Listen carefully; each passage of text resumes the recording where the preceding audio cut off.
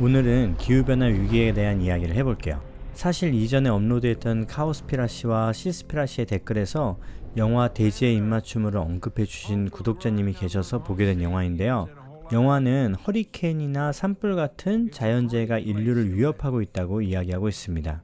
엄청난 기후변화 위기 앞에서 뭘 해야 할지 모르겠다는 무력감에 빠지곤 하는데요. 만약 지구를 치유하고 인간의 멸종을 막을 방법이 있다면 여러분들은 어떻게 하시겠어요? 그 방법으로 영화는 땅에 대한 이야기를 우리에게 들려줍니다. 땅은 좀 생소하시죠? 그럼 영화 대지의 입맞춤을 시작합니다. 보존농학자 레이 알출레타는 토양만 복원해도 많은 문제를 해결할 수 있다고 이야기합니다. 건강한 토양은 건강한 식물을 키우고 동물과 인간은 물론 물과 기후까지 건강하게 만든다고 하는데요. 레이는 일 때문에 미국 전역을 돌아다녔는데 그때마다 미국 어디를 가도 심각한 문제가 있었으니 바로 토양 침식이었다고 합니다. 토양 침식은 토양이 먼지가 되는 걸 말하는데요. 곡물 경작을 위한 경운 활동이 토양을 먼지로 만든다고 해요. 1930년대 한때 비옥했던 중서부 평원은 경운을 통한 토양을 노출시킨 결과 약 80만 제곱킬로미터의 경지가 영구적으로 손상됐다고 합니다.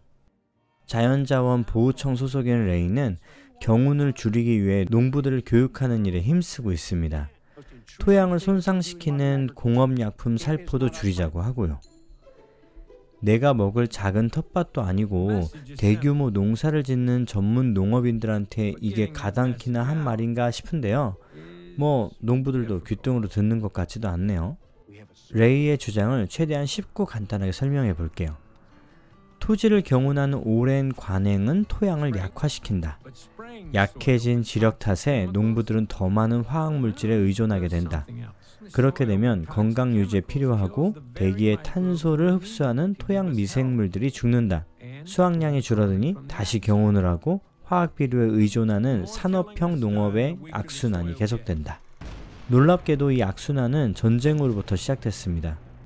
대량 살상 화학무기로 만들어진 독극물은 전쟁이 끝난 후 살충제라는 이름으로 토양의 마구잡이로 뿌려졌습니다. 농사가 쉬워졌거든요. 토양을 돌보지 않아도 한동안 수확량을 늘릴 수 있었으니까요. 화학비료는 토양의 질적 저하를 감추고 현대 농업의 생산 방식은 토양의 질적 개선을 무시했습니다. 경제학적 논리는 가축 사육과 줄뿌림 작물 재배를 분리했고 그 결과 우리가 농업을 바라보는 철학적 관점이 크게 바뀌었습니다. 자연적 과정을 이해하고 존중하는 대신 화학물질에 의존하게 된 거죠. 사용량은 크게 증가했습니다. 매년 미국인 한 명당 1.4kg의 독성물질을 섭취하고 있는 꼴이라고 해요. 1970년대 이래 화학농법이 세계적으로 널리 사용되면서 우리 지구 표토의 3분의 1을 잃었습니다. 그런데 이게 또 엄청난 문제와 연결되어 있어요. 물과 탄소는 토양 유기물에 묶여 있는데 토양을 훼손하면 물과 이산화탄소가 방출됩니다. 대기로 올라가는 거죠. 건강한 토양은 물과 이산화탄소를 흡수하지만 반대의 경우는 토양이 마르고 흙먼지로 변하게 됩니다. 토양과 식물, 기후는 서로 연결되어 있습니다. 살아있는 식물이 없으면 수분 증발이 늘어나죠. 식물이 많다면요, 습도도 올라갑니다. 비도 많이 내리게 되고요.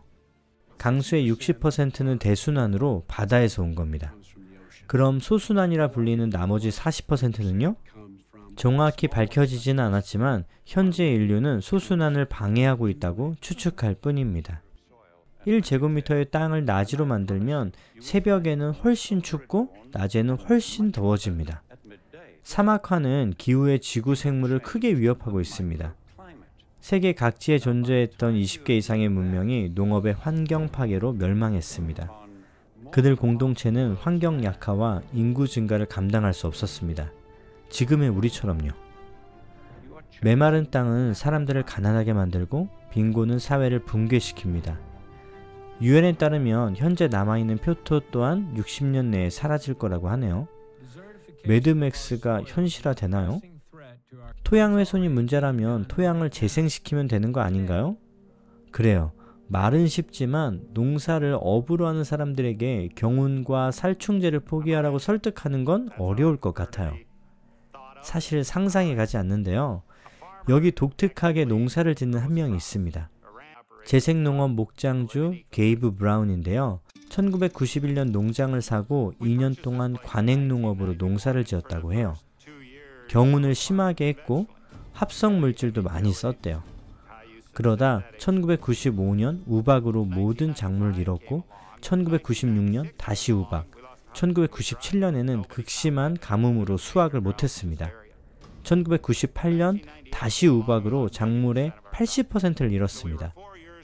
결국 4년 동안 농사를 망치고 파산 지경에 이르니 은행에서는 농자재 살 돈을 대출해주지 않았대요. 돈은 없었지만 포기할 수 없었던 게이브는 농자재 없이 농사를 지을 방법을 연구하기 시작했습니다. 경운과 합성물질 이전에는 어떻게 농사를 지었었는지에 대한 연구였죠. 경운하지 않은 땅은 더 많은 물을 저장합니다. 이에 따라 미생물이 많아지고 식물 생장력도 늘고 심지어 지역의 강수량도 는다고 해요. 이게 재생의 선순환입니다.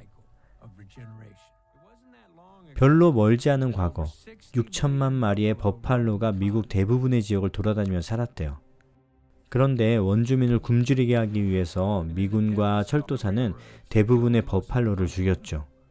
버팔로가 거닐던 광대한 땅에서는 현재 산업형 농업이 성행 중입니다.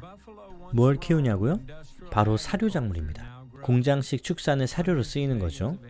뭔가 재밌네요. 예전엔 야생 버팔로가 자유롭게 자연이 만들어준 풀을 먹고 자랐는데 그 땅에서 지금은 인간이 먹을 소를 키우기 위해 인위적으로 사료작물을 키우고 있다는 게요. 아무튼 탄소를 묶어두는 역할을 하는 건강한 토지를 황폐화시키고 그 자리에 엄청난 양의 온실가스를 만들어내는 소를 키우고 있으니 뭔가 2배로 나빠지는 기분이네요. 그래요. 토양이 중요하다? 사실 반박할 이유가 없죠. 건강한 토양이 건강한 농작물을 만들어낼 거라는 데는 이견이 없을 테니까요. 문제는 농부들을 설득하는 거죠. 익숙하고 편한 데다 정부 보조금도 받을 수 있는데 굳이 경운과 살충제를 포기하고 토양에 집중할 유인이 부족할 테니까요. 게이브는 가끔 절대 불가능하다는 사람들과 직면하게 된다고 해요. 그때마다 게이브는 당신 농장에서도 가능하다는데 나의 목장을 걸겠다고 한다고 해요. 토양 건강의 원칙인 기계 사용 스트레스의 최소화, 작물의 다양성, 토양 보호, 뿌리 살려두기, 통합 축산 등은 어디에서나 성공적인 결과를 낳는다고 단언합니다. 왼쪽은 화학물질을 사용해 휴한 중인 이웃의 땅이고요. 오른쪽은 게이브의 땅입니다. 다양한 종의 식물들, 곤충과 동물들이 서로에게 건강한 영향을 주며 함께 살아가고 있습니다. 전 세계적인 기후변화와 자연재해를 보며 혹자는 이미 늦었다고 이야기합니다. 어쩌면 늦었을지도 모를 일이죠. 그렇지만 우리에겐 여전히 희망이 필요합니다. 우리가 누리고 있는 자연의 엄청난 부채를 가지고 있기 때문입니다. 혹자는 아직 늦지 않았다고도 이야기합니다. 우리가 지금이라도 우리의 라이프 스타일을 바꿔 자연의 재생과 복원에 적극적으로 나선다면요. 그래요. 아직 늦지 않았을지도 모를 일이죠. 개울에 물이 차오르고 토양이 다시 비옥해지고 완전히 파괴됐던 곳에 생물 다양성이 회복될지도 모를 일입니다. 우리의 후손들이 아름드리 나무를 끌어안고 깨끗한 물에서 헤엄치고 흙장난을 하며 바닷속 경이로움을 온몸으로 느낄 수 있을지도 모를 일입니다. 경기 없는 학교였습니다.